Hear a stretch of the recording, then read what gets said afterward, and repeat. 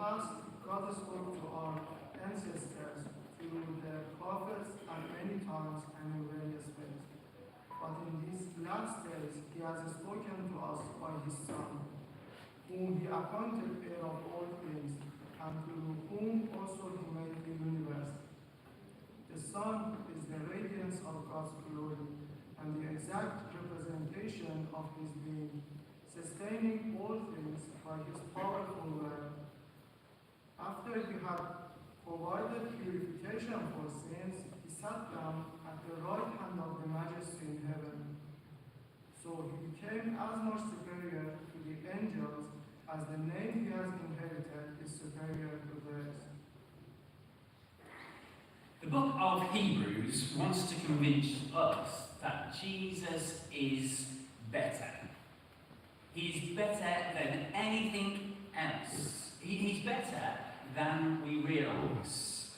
And so to make the point, the author just dives straight in. And so that's what we're going to do today. Hebrews chapter 1, verse 1. In the past, God spoke to our ancestors through the prophets at many times and in various ways.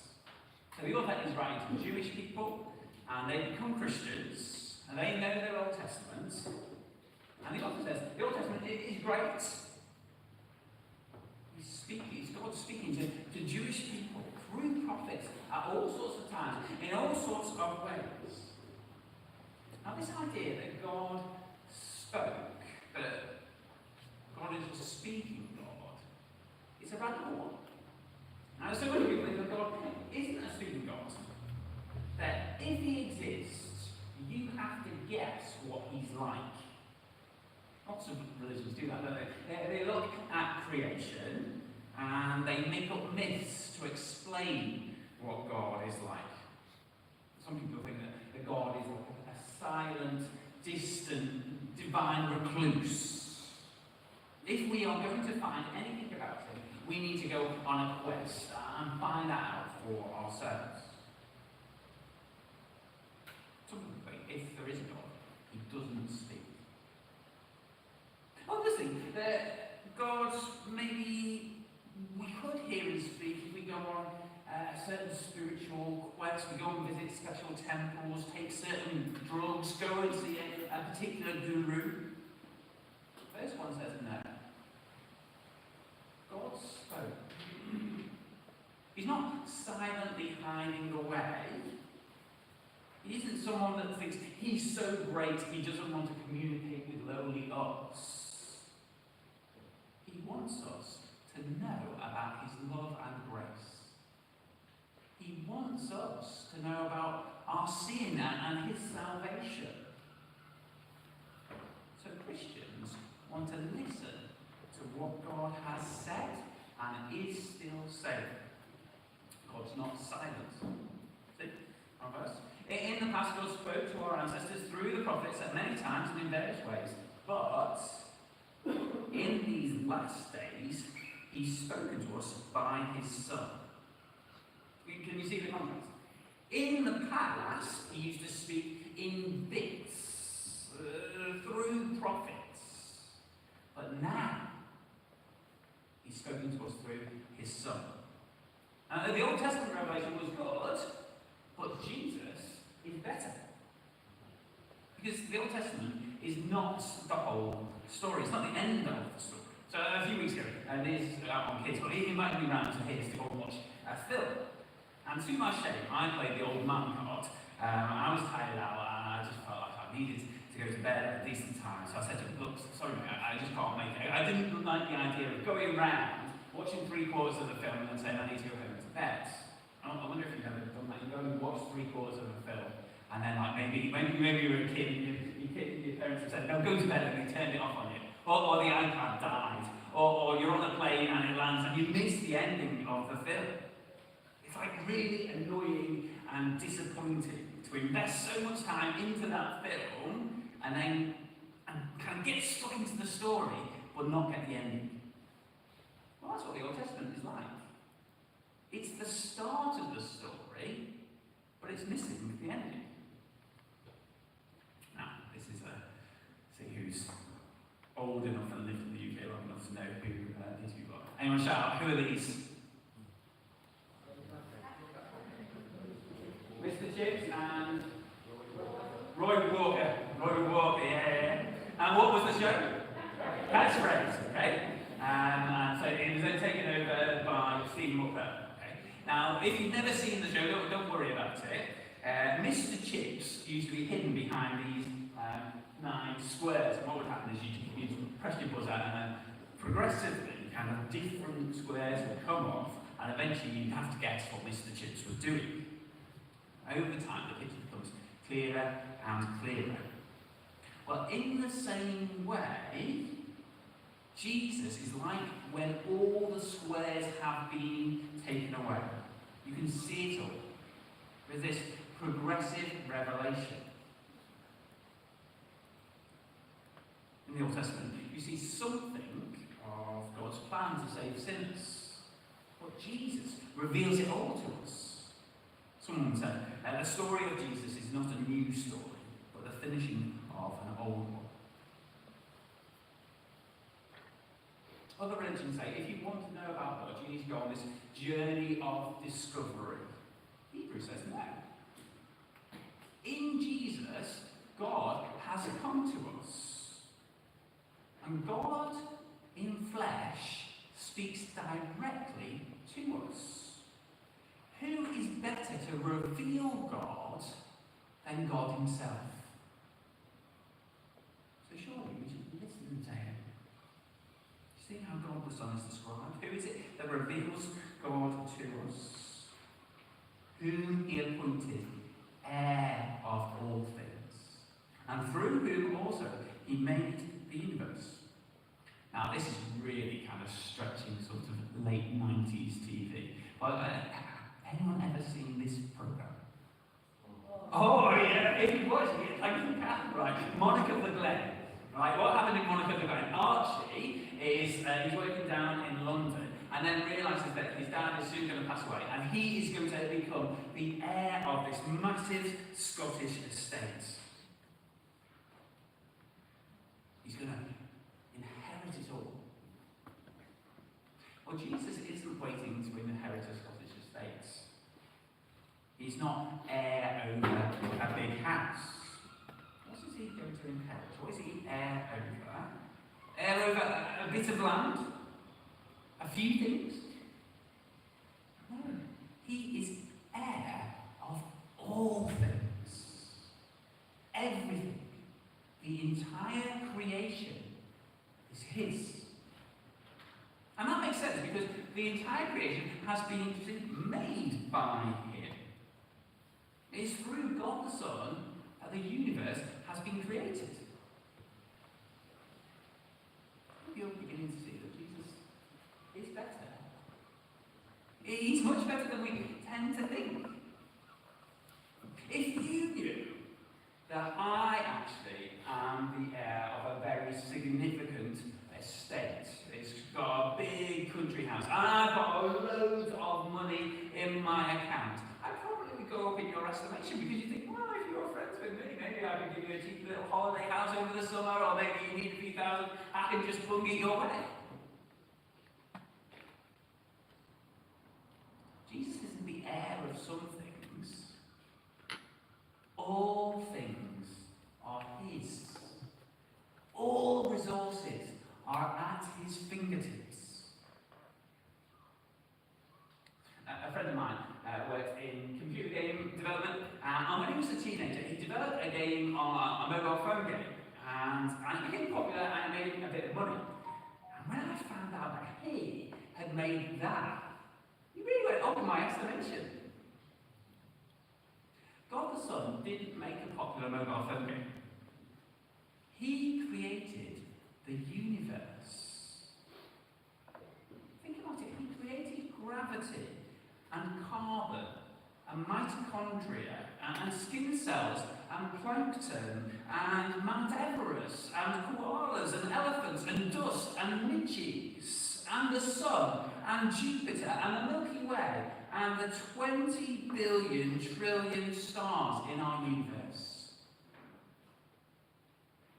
He created you.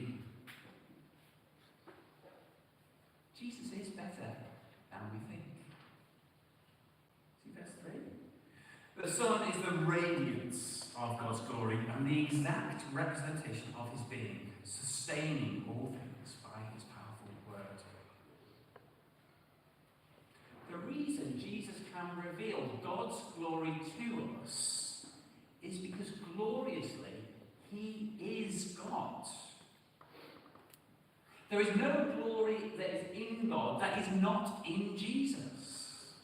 He shines with the full force of the sun. And you probably know something of that word, glory, don't you? So if your team wins a trophy, it's kind of you caught up in that glory. The glory of God is his weightiness, his brilliance, his beauty. God's glory is the thing that makes us go, wow.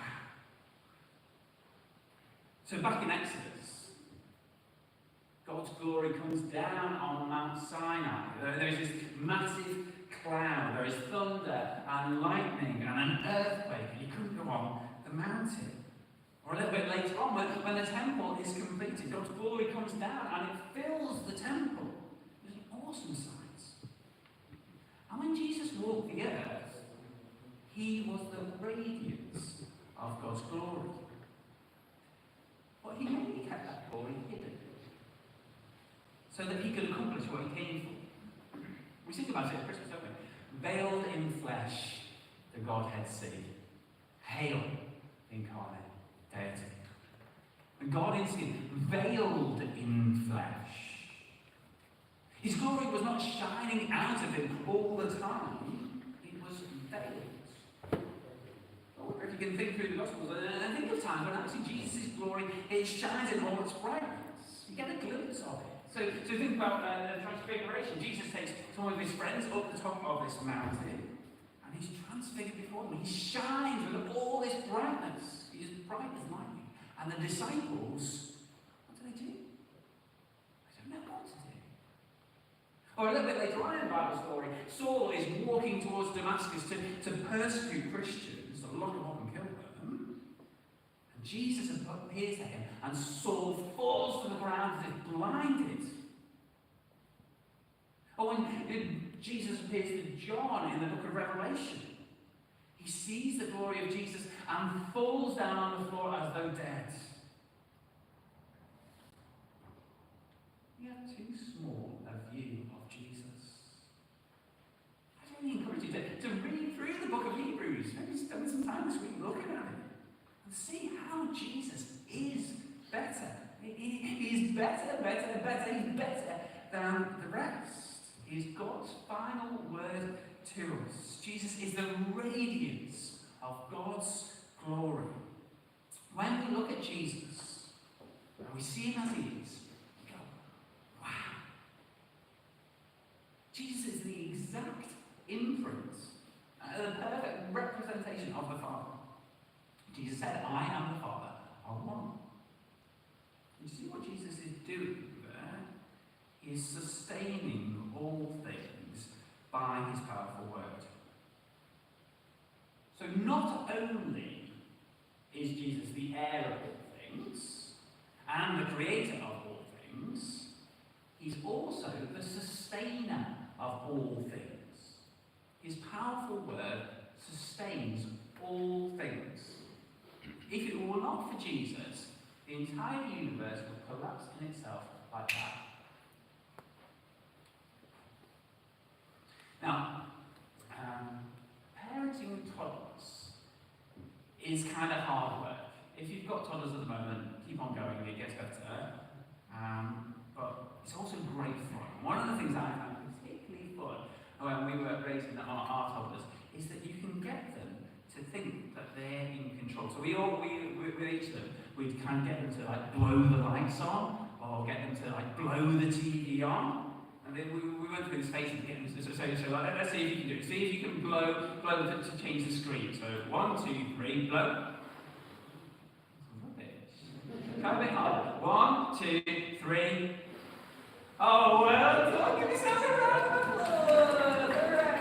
And that's what our kids be like, look, I did it, Daddy, I blew all the lights up, I blew on the TV on, like really, really great. I'm in charge. When it comes to your life, do you my kids when they were toddlers. You know, I've done it, I'm in charge. Do you really think that your continued existence is down to you?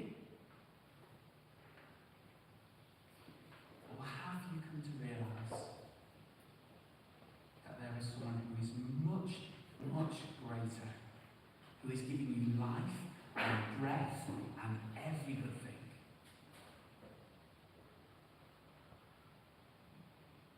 Have you come to realise that Jesus is the sustainer of the universe? Now, these are action-packed verses, but before we move on, I want to just kind of give us a chance to mull on these three verses that we've seen so far and just pull out two things. I want to just help us to see that Jesus isn't out of his depth and he isn't your personal assistant. So firstly, Jesus isn't out of his depth. So Jesus is God. He is the creator, sustainer, and heir of all things. He lacks nothing. He is much bigger and better than we realise. And so if you're not yet a Christian, there is great news for you. You might be sat here thinking, I just don't know why I'm here.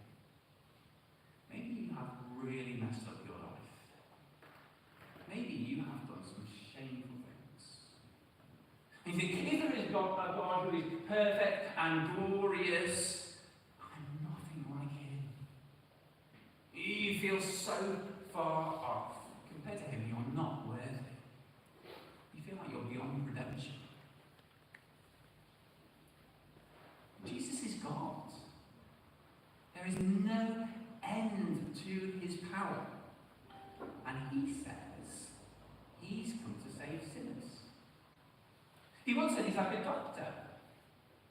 He said it's not the healthy who need a doctor, but the sick. He's come for sick people like us. Now imagine, maybe some of you do this, you go on cruises, but imagine you're on a cruise, okay? And you get really, really sick. And the ship's doctor comes and visits you, and he really, really knows his stuff, and he diagnoses the problem. He says, I'm sorry, you've got a very incredibly rare bacterial infection. I've got some good news, and I've got some bad news for you. The good news is it's entirely treatable with the right antibiotic, and you'll make a full recovery. You've got to start taking that antibiotic within the next 24 hours. The bad news is we are 30 hours away from shore, and I do not have the antibiotic. Now, Charles Spurgeon, in his great sermon on this passage, says this: never will the physician of souls have to talk like that. For the Father has committed all things into his hand.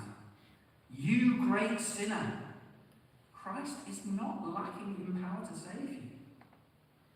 And if you come and trust yourself in his hands, he will never look about to find a balm for your wounds, or the ointments or liniments with which to bind up those putrefying sores of yours. No, he is heir of all things. Do you get it? Jesus isn't out of his depth. He can easily save you. And he wants to. So come to him and ask him. And Jesus is better. So you can trust him to save you. To save us from God's judgment. And to bring us into a world made new. A recreated world with no more pain or suffering. Now look. If it was down to us to recreate the world, we are stuck. We are not up to the task. None of us can even create a single dust ex nihilo. But Jesus made the planets. So he can easily set the universe right. When it comes to salvation, Jesus is not out of his depth.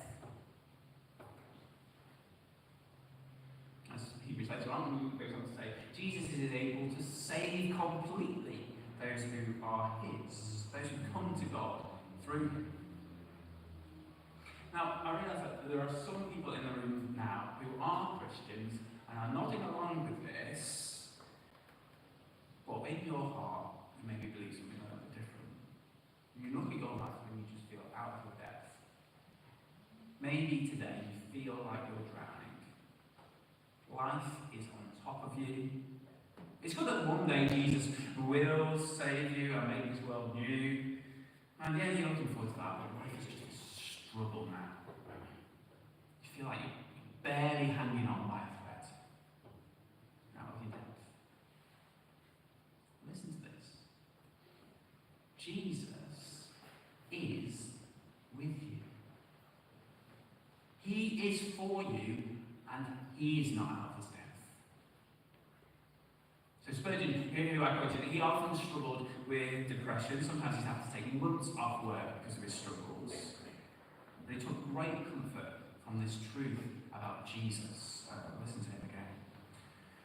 But surely, if Christ upholds all things, he can uphold me.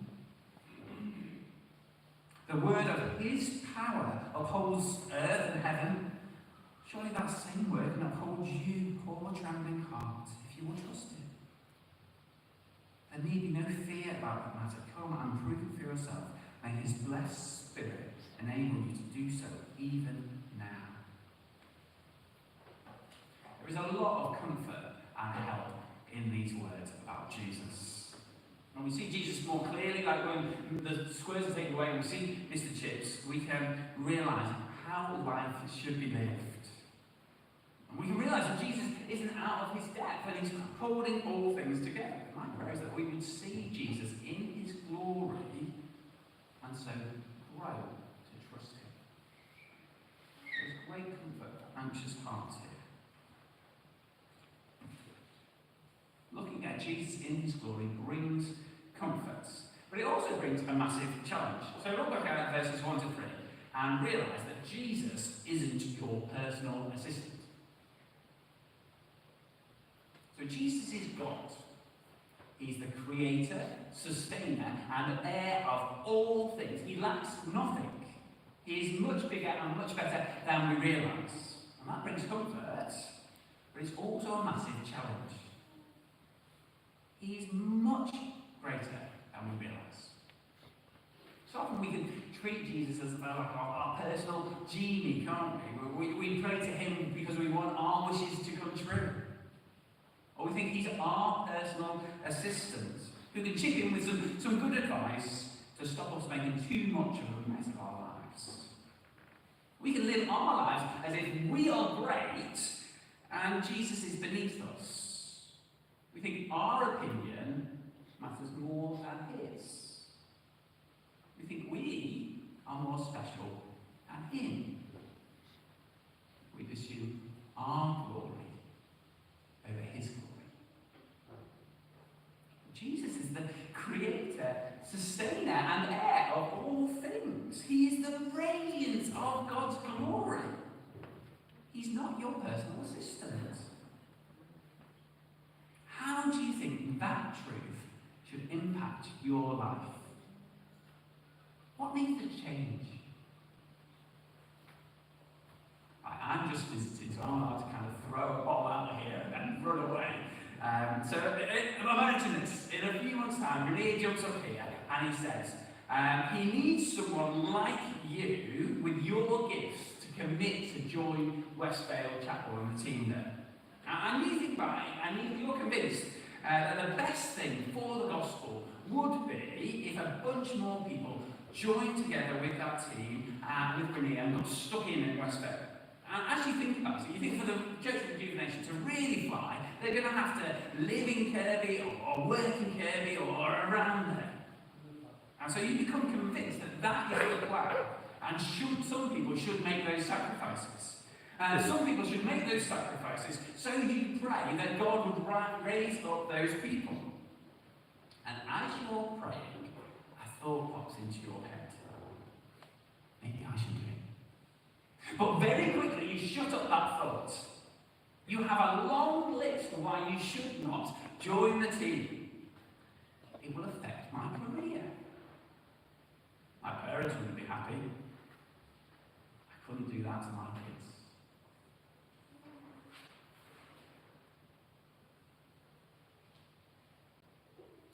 And yet, Jesus is calling his people to make disciples of all nations who make disciples.